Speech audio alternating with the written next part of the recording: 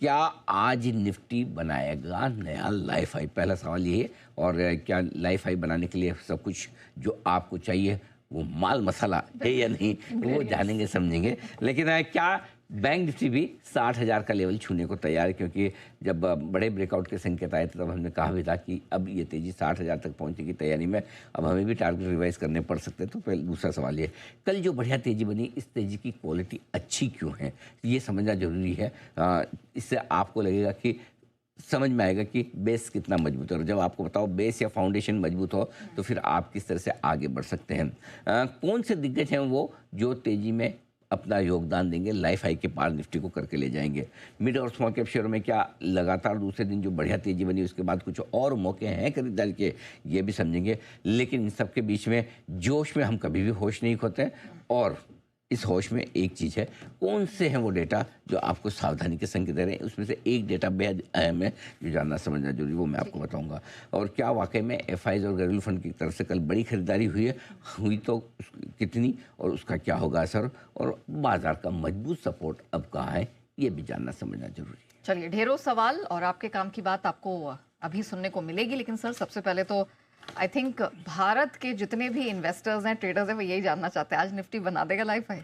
देखिए Neha, life high बनाने के लिए मूड माहौल एकदम सही, पिच भी सही है। पिच तो वैसे गुवाहाटी की भी सही थी। हाँ, हम नहीं खेल पाए, अलग बात है। अफ्रीका के लिए तो सही थी। हाँ, लेकिन लाइफ हाई बनाने के लिए पिच बिल्कुल सही है। अब बुल्स ना खेल पाए ना बना पाए तो उनकी प्रॉब्लम है। हाँ, पिच तो परफेक्ट है। मतलब बैंक निफ्टी तो बना ही रहा है। अब निफ्टी ना बना पाए तो दोष आप पिच को नहीं दे सकते कि माहौल अच्छा नहीं है, क्योंकि कोई तो खेल रहा है, अच्छा खेल रहा है, और कोई तो बना रहा है, लगातार बना रहा है, और आपसे पहले बना रहा है। सो क्यों अच्छा है, क्यों लाइफ हाई बनाने के लिए माहौल सही है, वो मैं आपको बता दूं। सबसे पहले ग्लोबल मार्केट से भरपूर सपोर्ट है। एक हफ्ते पहले जब एआई का वो कश्मकश वाला मामला चल रहा था और ऐसा लग रहा था कि एआई तो गया, उस समय कोई सोच नहीं सकता था कि अमेरिकी बाजू में इतनी स्मार्ट और इतनी शार्प रिकवरी आएगी। हमारे साल भर के टारगेट से बेहद करीब डाउ पहुंचता हुआ दिख रहा है जो हमने दिवाली पर रखे हैं। लेकिन आप देखिए, लगातार चौथे दिन अमेरिकी बाजू में शानदार तेजी, और तेजी भी ऐसी नहीं 25-50 पॉइंट वाली हरे निशान में बंद होने टाइप की नहीं है। 200 नैस्डैक, 300 डाउ, वाकई में बड़ी तेजी है। दूसरा, डॉलर इंडेक्स कमजोर, फिर लगातार दूसरे दिन 100 के नीचे बंद होना, ये एक अच्छा संकेत है। तीसरा, कच्चा तेल भी निचले स्तरों के लेवल पर है जो हमारे लिए पॉजिटिव है। लोकल संकेत भी हमारे लिए बेहतर होते हुए दिख रहे हैं, जिसमें हल्के बाजार, नई सीरीज की शुरुआत जब कल हुई तो रोलओवर्स कम, एफआईज का ओपन इंटरेस्ट कम, ये सारी चीज़ें जो थी वो पॉजिटिव थी। घरेलू फंड्स की तगड़ी खरीदारी लगातार चल रही है। कल भी आप देखिए आंकड़ा बढ़ा है 6,200 करोड़ से ज़्यादा का। इस बीच एफआईज की बिकवाली का प्रेशर कल कम होता हुआ दिखा। सीरीज की शुरुआत में कम बेचा है, थोड़ा खरीदा है। और आठवां जिसने जोश बढ़ाया वो हमारा इंटरव्यू आरबीआई गवर्नर साहब के साथ, जहां उन्होंने कहा कि ब्याज दरें घटाने के लिए माहौल सही है। सर, आपने माहौल सही है बोल दिया तो बाकी तो बाजार अपने आप समझदार है।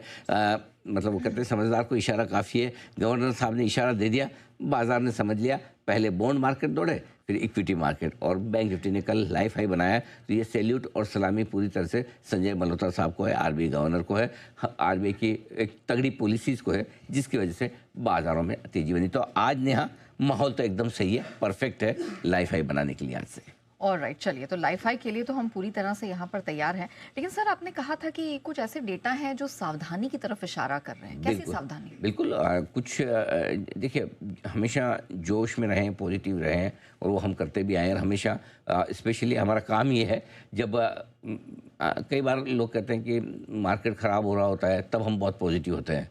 बिल्कुल होते भी हैं, और उस समय हमारा काम होता है कि लोगों को सपोर्ट देना, मेंटली बताना चिंता मत करो।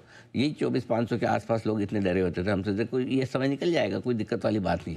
और जब अब लाइफ हाई पर हैं, अगर कुछ ऐसे संकेत हैं, खाली डराने के लिए नहीं डराना या वो नहीं करना है, लेकिन अगर कोई संकेत है तो वो बताना भी जरूरी है। और आज जो 1-2 डेटा मैं बता रहा हूँ वो इन्वेस्टर्स के लिए नहीं है। इन्वेस्टर्स को तो फर्क नहीं पड़ता है 26,200 है या 26,300 है या लाइफ हाई है। आपके लिए तो अभी ये तेजी जो चल रही है चलेगी और आगे चलेगी, और हमारे टारगेट इस साल के 30,000 के जो टारगेट है, आई मीन 2026 के, वो इंटैक्ट है। 29 से 30,000 के टारगेट हैं, वो छोड़ दिए। लेकिन जो ट्रेडर्स हैं, जो रोज मार्केट में ट्रेड कर रहे हैं, उनको कहीं कहीं डेटा बियॉन्ड सेंटीमेंट भी देखना जरूरी है। और सबसे पहला डेटा जो आज सावधानी का संकेत दे रहा है वो है पुट कॉल रेशियो निफ्टी का। 1.45 पर है, ये ओवरबॉट है पुट कॉल रेशियो। ये पुट कॉल रेशियो ये कह रहा है कि एक डिप तो आपको बाजार में मिलेगी। अगर गैप से ऊपर खुल के लाइफ हाई बना दे, ऊपर चले जाएं, एक बार शॉर्ट कवरिंग हो जाए, हो सकता है उसके बाद मिले, हो सकता है हम सुस्त खुल के एक बार थोड़ा नीचे आए और उसके बाद हो, लेकिन एक डिप आपको बाजार इस पुट कॉल रेशियो के दम पर देगा। आमतौर पर 10 में से 9 बार इस तरह के पुट कॉल रेशियो पर बाजार करेक्शन देता है इंट्राडे में।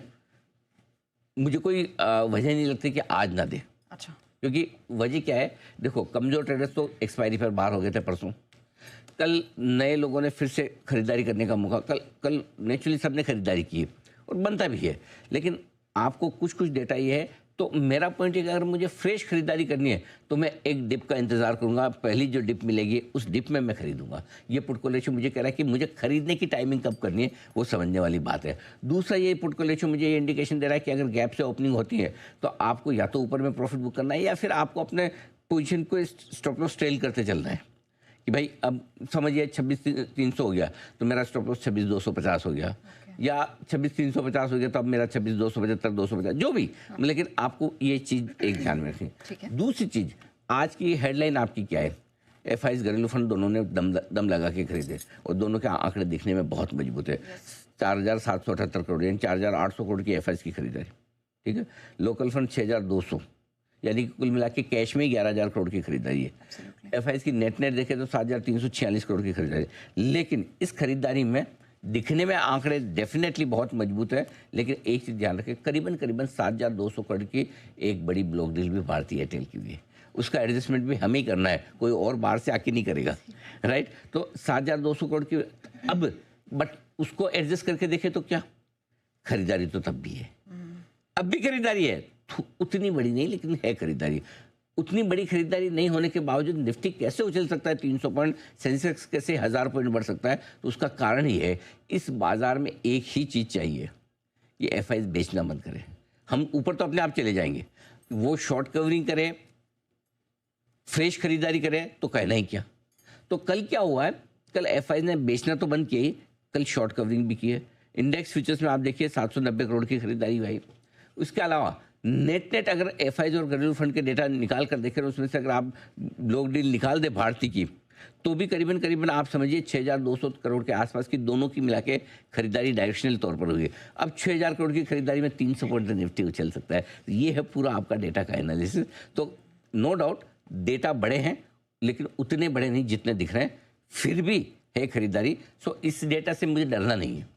हाँ, लेकिन भाई थोड़ा सा ये, एक तो ये कि मैं आपको ये बोलूँ 15,000 करोड़ की खरीदारी कूदो, और एक में कहूँ कि नहीं 5,000 करोड़ की खरीदारी चलो, दोनों में फ़र्क है। तो खरीदारी है थोड़ी छोटी कंपेयर।